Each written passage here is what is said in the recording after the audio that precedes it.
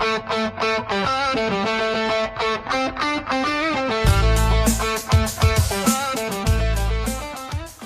to Duber's Discussion at B94's 814 Sports Feed. I'm your guest, John Allen. Now, here's your host, Duber. Well, it only took us 4 cracks. We'll play that back for folks. But John Allen, I hope people remember that golden tone of yours. Hey, we're just a couple of 63-year-olds going to talk the old days, a little bit about what's going on now. Welcome to the show, my friend. How are you, Mr. John Allen? Well, thank you so much, Bob. It's great to be talking to you, my friend. And I tell you what, I really missed going to games today. Just a little update on people who usually ask where I'm at and how I'm doing. I had a situation where they thought I had like TIA mini strokes, and it turned out to be, after several tests, that I was having seizures, and they called it partial intractable seizures. Now, what that would be, you have the 4 lobes in your brain, 2 frontal and 2 rear, and they can be traced to which lobe they are coming from, but it turned out to be where mine were intraceable. So when it would happen, then I would have the seizure symptoms, and when they would occur. So my neurologist in Pittsburgh, we had changed multiple medications and attempts to control them. And, you would control them with the medications. And my neurologist has me continuing to take the medications, because his best advice was to do not, stop your medications, even though you feel that you're, in control of them, and they had stopped. And that's what he stresses, for anybody who is struggling with any kind of seizures. So that's where I'm at right now. I haven't been able to drive since 2005. So if there's any kind of downfall, that would be it. And that's probably why you don't see me at any games unless I bug somebody for a ride. Yeah, I fully get it. Where are you residing now? Right now I'm in Du Bois. So that's where I'm hanging out. I get to trot on over to see some of the Du Bois games. And what a season they had this past year. Yeah, baseball was really fun. I mean, it was just, that last one just got away from them, the state championship game. Let's go back, because people may not know. So, gosh, when did you start? 1983. And I did my very first football game that year. I was a board op, and then Sergeant Jim Warner and I believe, I'll just say Mr. Dippold, because I don't want to mess up his name, they were doing the games, and they couldn't make a game. So my partner was John Lynch. We did the St. Mary's Warren game, and St. Mary's rallied to win that game 20-18. And that was my first memory of doing a play-by-play game. So that came in 1983. So that was pretty. Yeah. I was just getting out of Williams. I got out of Williamsport Area Community College, now Penn whatever. But boy, best 2 years of my life. But anyways, I started in newspaper. I got in radio in '88. And our paths kind of crossed in the 90s when I was working at WLMI. And man, buddy, we had some fun back in those days, didn't we? Boy, you're absolutely right, Bob, including when we'd run them paths and hook up the equipment together, you and Mr. Barry Morgan. And, of course, I was with Terry Dietrich and several other guys. Ron Sprague would help out. And when I first started, Ron was my co-part doing the games, and things changed as we went along. But I can remember the famous paper game that Mike Coffey reminded me of, and Barry brought that up, when Smethport had that big run to states. So I don't know if you can share more about that or not, but that was quite a story. I don't remember it. Fill me in, and I'm sure it'll pop in. But it was, we were traveling, and Smethport had to play a team from near State College, and the coach was quoted in the paper saying there really isn't any good District 9 football teams. It's coming back now. Keep rolling. Okay, so Barry said, let me give give me that paper. Yeah. Went in to give it to Coach Carl, and he took it into his team and read it to his team, and that fired up the boys pretty well. Yeah. And they went out and put a crushing. And I'm trying to remember if it was Northern Bedford or not. I'll look that up. But that was the famous newspaper game. And when I went in and bought a newspaper, I was riding along with you and Barry. I think, and then we actually made a comment about that. Those are magical runs. I think one thing is people don't realize what we went through to get a game on, and I got quite a tale coming up here, but man, we used to do it through phone lines, and I don't think people know how painful that was. In fact, Barry, and I do want to say we lost two good ones with Barry and Terry.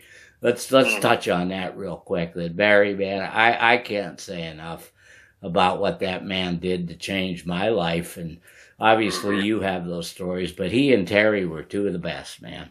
Yes, indeed. And I had the opportunity to meet both Barry and do a game with Barry, and also Terry Dietrich, is who we're talking about. Terry just loved the game, and you knew Terry was in the booth when you heard this booming voice. Yes. Without doubt, you could hear him bleed over on several radio stations. That was another doozy back then. It's like, I remember some guys, you just look at them like, hey, we're trying to do a game here, boys. Yeah.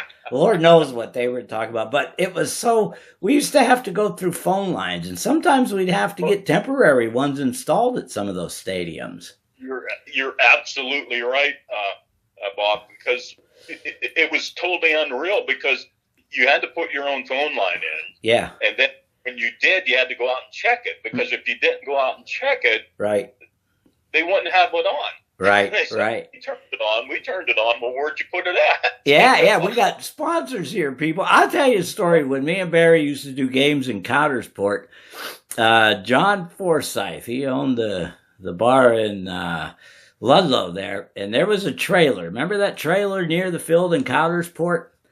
And we used to run the phone line. I mean, it was a good, 300-400 yards or whatever. We used to run phone line from that trailer up to the booth. And I remember one game, John Forsyth literally was holding the phone line into the connector so that we had games. I mean, those are things that these kids today, they just don't understand, my friend. No, that is for sure. You can remember, too, running these phone lines and then female-male connectors just to keep it going for more yards. Yeah. We're talking feet. We're talking yards. Right. Phone line. Oh, yeah.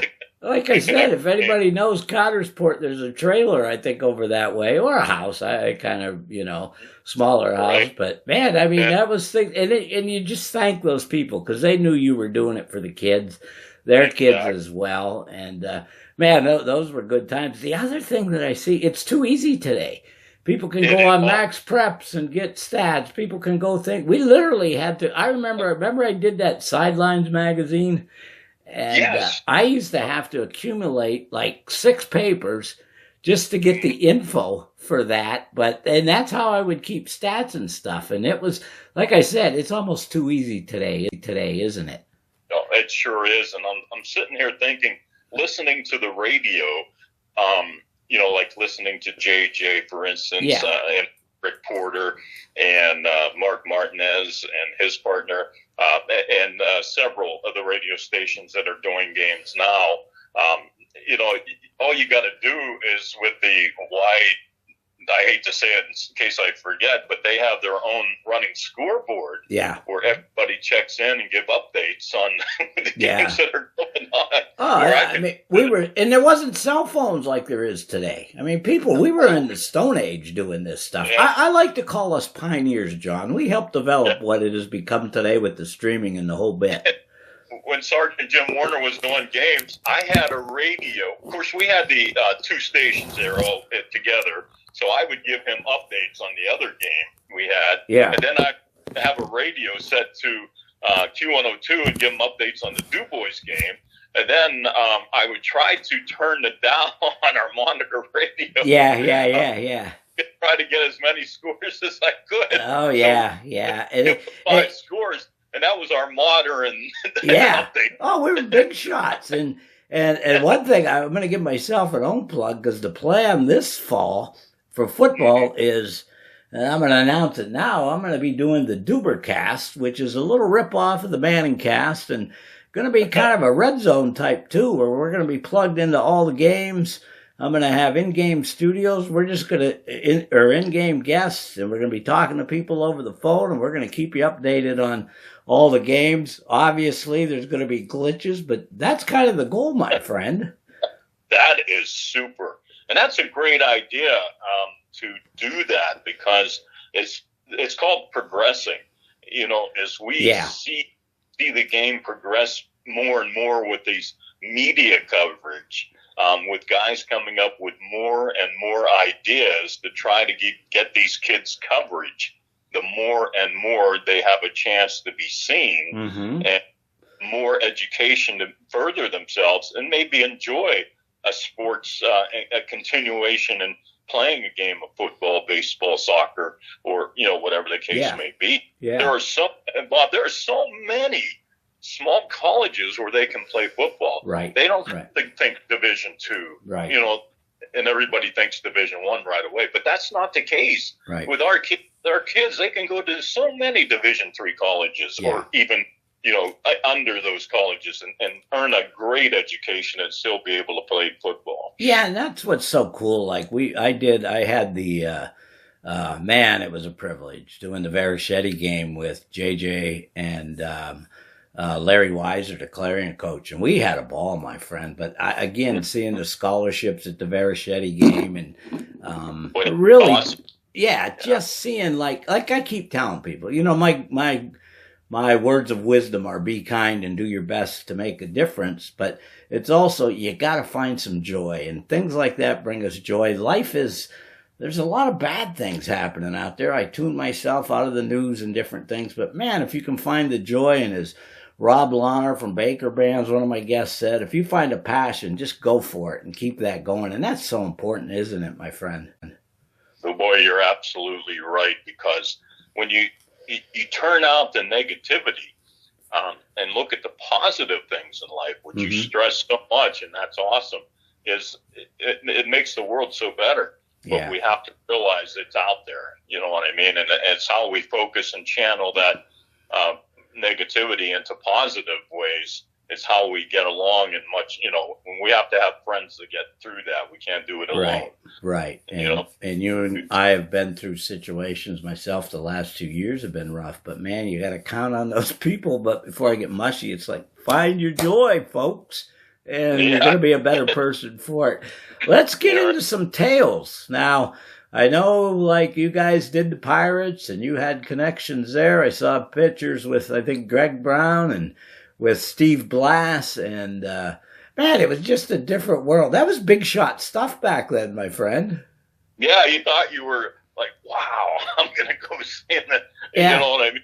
See the Pirates and also go into the clubhouse. Yeah. And, you know what I mean? And get some great stories. And one of the great stories is interviewing the pitching coach at the time. He's no longer with us, is Ray Miller. Oh, man, he was a classic play. He was with the Orioles organization at one time.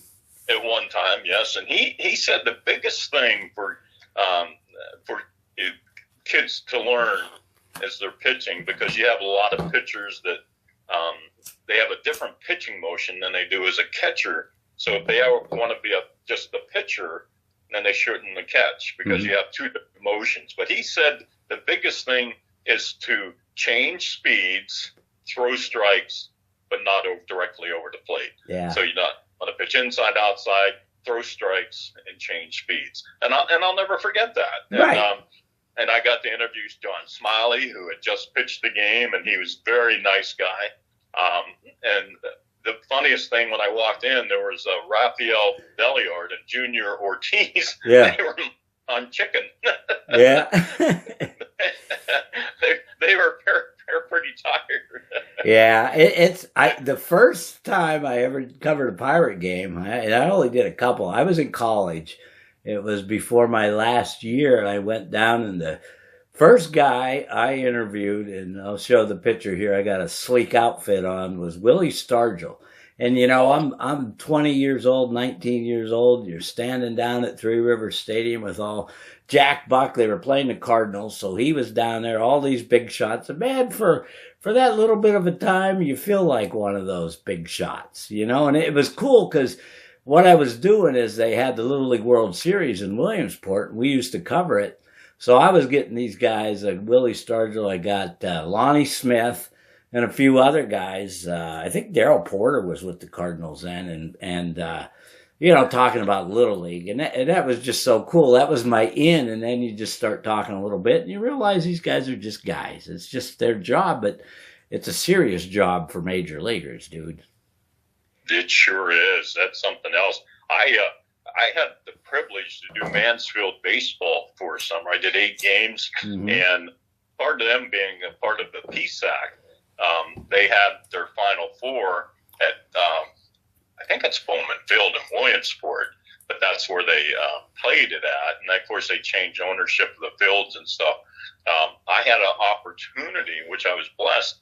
Pete Vukovich was being honored that particular weekend. And one of the questions, Duke, that I did ask him was, do you ever foresee Major League Baseball having the designated hitter in the National League? And then another question I did ask him is, do you see interleague play being played? A soothsayer looking into the future. Yeah, so those were interesting questions that I brought up, and his reactions were, kind of interesting as well, is that he kind of agreed that that's a possibility. Yeah. So, I mean, it was many years ago.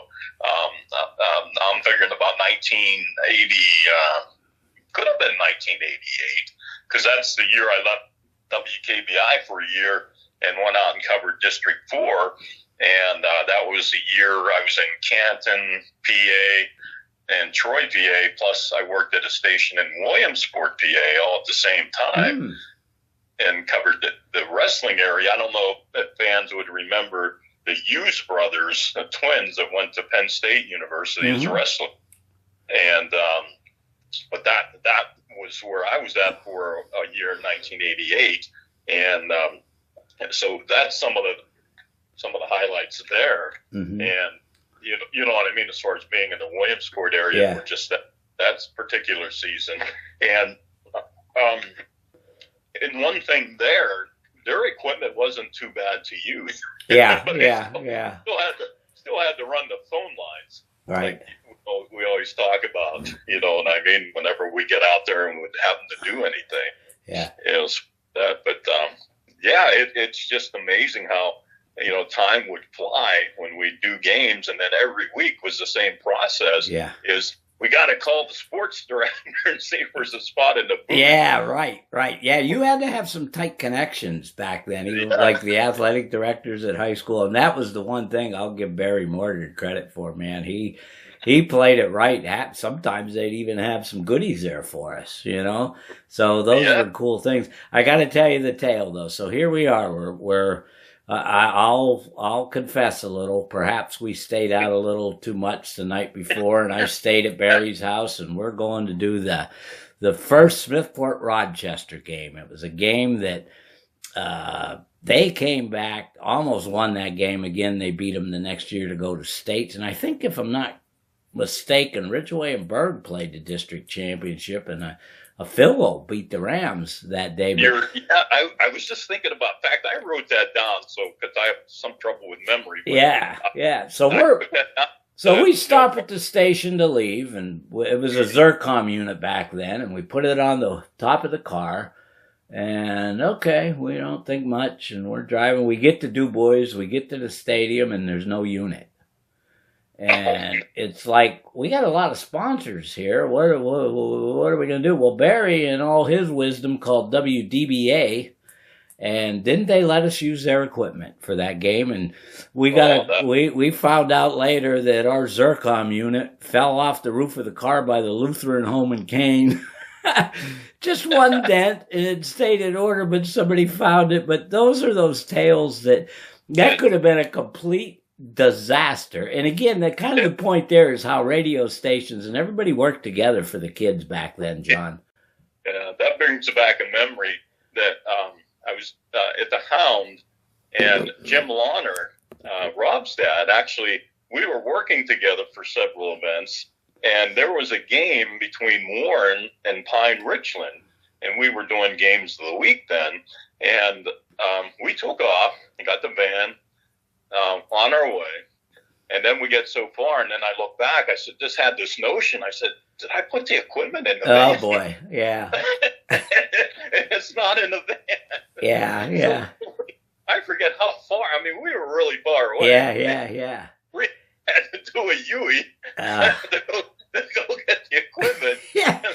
We get back just in time for kickoff. Oh, yeah, time was and there's nothing worse than being rushed before a game. You prepare yourself, and all of a sudden you're hived up, out of whack, but you pull yourself together. And again, the thing I want to say is just how much that meant to the communities. I mean, I one thing that bugs me today, and I hate to be that guy, but people will go forth, put forth the effort to stream, and if you see comments, you got people just yelling like, this isn't good, blah, blah, blah. And it's like, well, then just listen to the radio. It's the old, it's one of those things. Sometimes the more you try to give, it just creates chaos sometimes. And I'm glad we didn't have to do that. I can't imagine me and Barry trying to do a stream. People yelling. We'd have just pulled the plug and say, well, I don't know what to tell you, folks. Yeah, exactly. Yeah. That's the way. And then, to go with that, and on the radio, we were able to say a player going out that's not on the roster. Yeah. We were able to make up names because, especially, we could call him Smith was the easy name to get. Yeah. The players, so we didn't have to worry about that on the stream. Right. Yeah. There were some advantages and some disadvantages. Yeah, well, and as always, you're going to have blowouts sometimes. And me and Barry would have to resort to, to make things interesting. We would throw, like Frank Chulik, we would make up scores. Like Wilcox is ahead of whomever, Frank Lamont, and Tom Hebda just scored a touchdown, or Frank Chulik, and people love that as much as the games themselves sometimes, because they don't know who we're going to bring up. But again, it meant so much to me that was a big deal for these kids to be on the radio. We were doing it as much for us as for them, and man, that relationship was just special back then, wasn't it? I mean, like Carl DeFilippi, the first time I met him I was working for the paper in Kane, and we used to do a fall preview, and I went to practice, and I said, well, who are you? Well, by the time we ended up with those state runs, we were the best of friends. And it's just funny because Carl had that, they don't know you could be a spy back then. You're here at my practice. Who are you? Because there was some serious rivalries back then. But yeah, that's just, again, it was like you didn't know everybody. You kind of had to make those relationships. It just seems, I mean, I always like to build that relationship. It just seems like it was a little more, you had to do it back then, Boy, you're absolutely right. It's like doing a wrestling match. This is what really talking about relationships. No matter how good a relationship you had with a wrestling coach, you would get their lineup. You would have a stud on this lineup and a stud on the other team, and you were hoping they would go head to head. And they had them going head to head. But when it came to the match, they were voiding each other. They wanted the 6 points here and the 6 points there, and then you were disappointed because you kept building up. Oh, we got coming. Yeah. This guy's going against this guy, Bruce Moore going against Jared Kulik, for instance. Right. You know what I mean? And Ben Keebler going against Danny Peterson, Keebler, St. Mary's, Peterson, Ridgeway. And so you get build up for this, and then it never happened. Yeah, well, I'll tell you what, I mean no disrespect, but sometimes I know me and Barry would do districts, and you guys would be down there, and it was almost painful. It was like you had to prepare yourself as if you were at a marathon, right? Right. And again, you didn't have PA wrestling. and all that information. You had to go old school and actually do some research, and I think that made us better, John.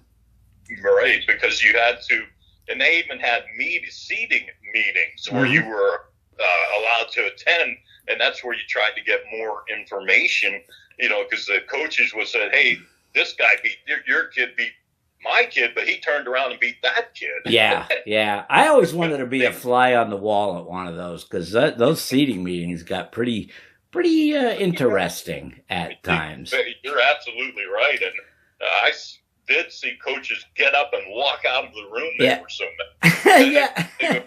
The kid's like 19 and 2. He goes, if you're not going to seat him number 1, then throw him in the hat. Yeah. And it's just, and again, one thing I want to point out is like the good things, like I think D9.com come along first, now D9 and 10.com.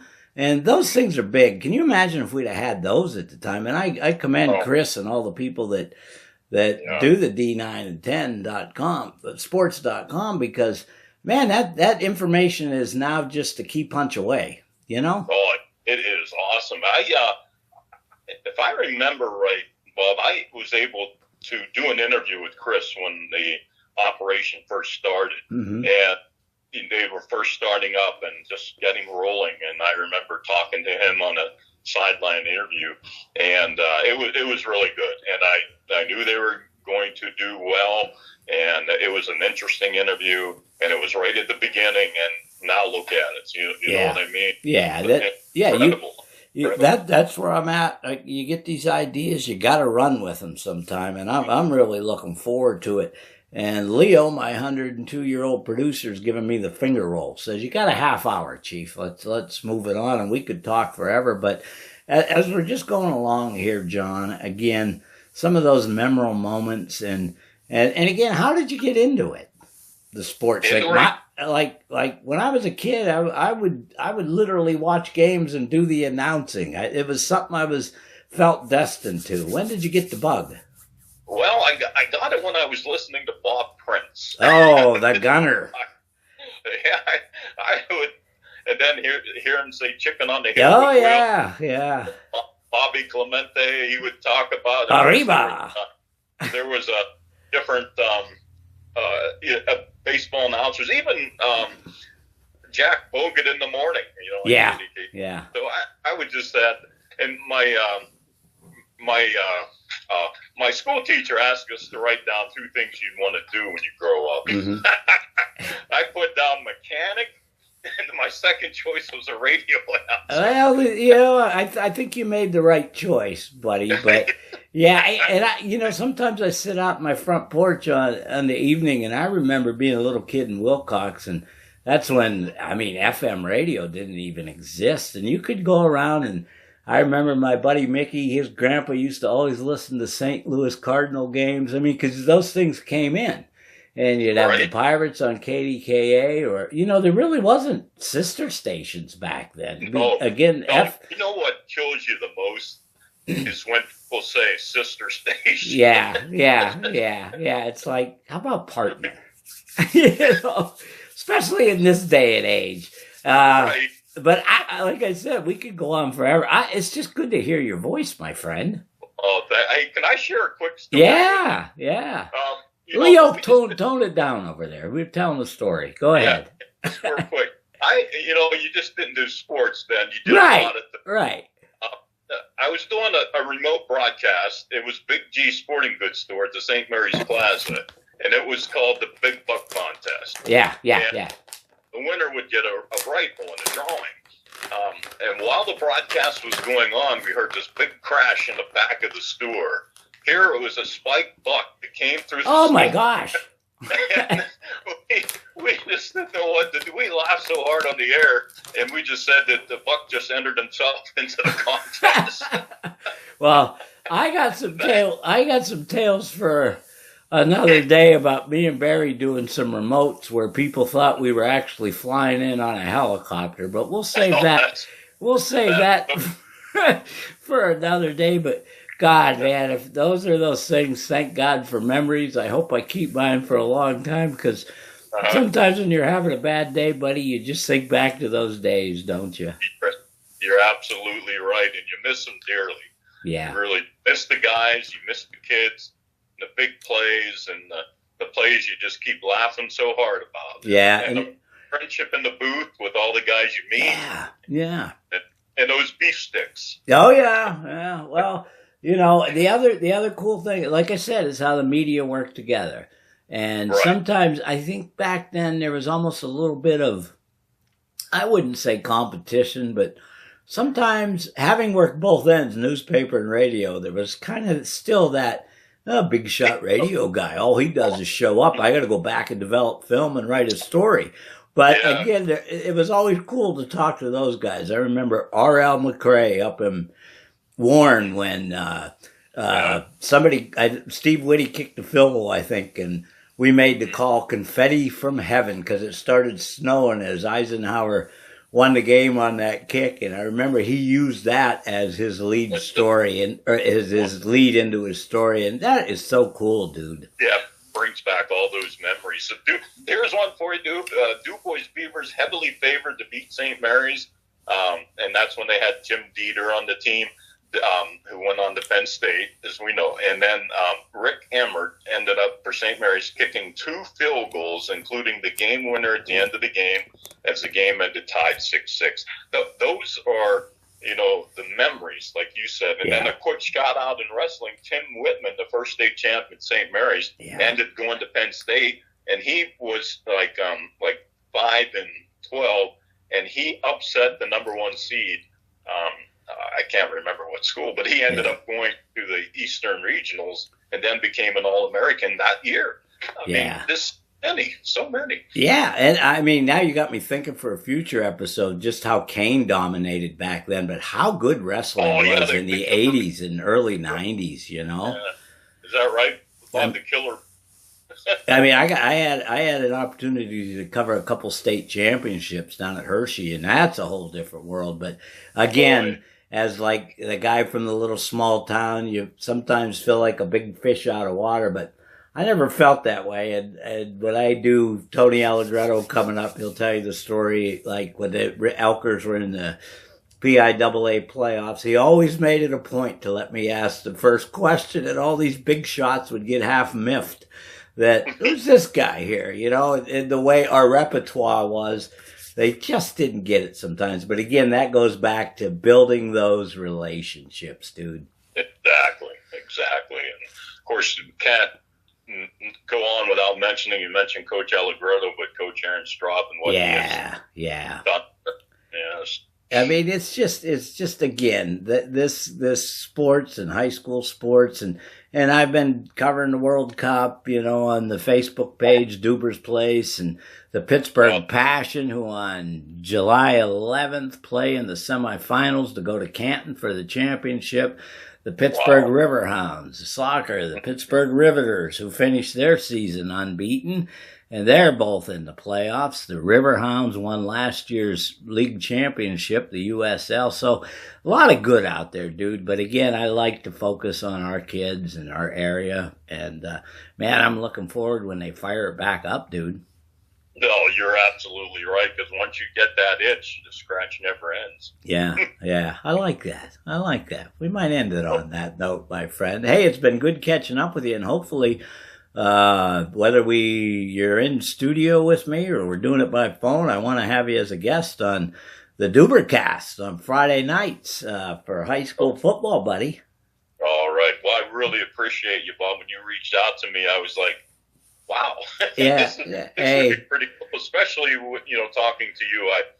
We've been so good friends and know a lot of things, and, you know, definitely missed you, and I love you, brother. Yeah, you too, my friend. And like I say, we want to remind our audience, hey, be kind and do your best to make a difference. And my friend John, it has been a pleasure hey, Leo, we went to 35, we're good. So it has been a pleasure. Hang on the line, and dude, thank you for these 35 minutes of some fun. Thank you. A lot of fun. Here. I'm ready when you are. Okay. 3, 2, Welcome to Du Bois. Okay, we're gonna play bloopers too. Keep her going. Okay. 3, 2, 1. Welcome to Du Bois. Let's go in number 3. Number 3. 3, 2, 1. Welcome to Dubers. Dubers. Oh, this is gonna be great out.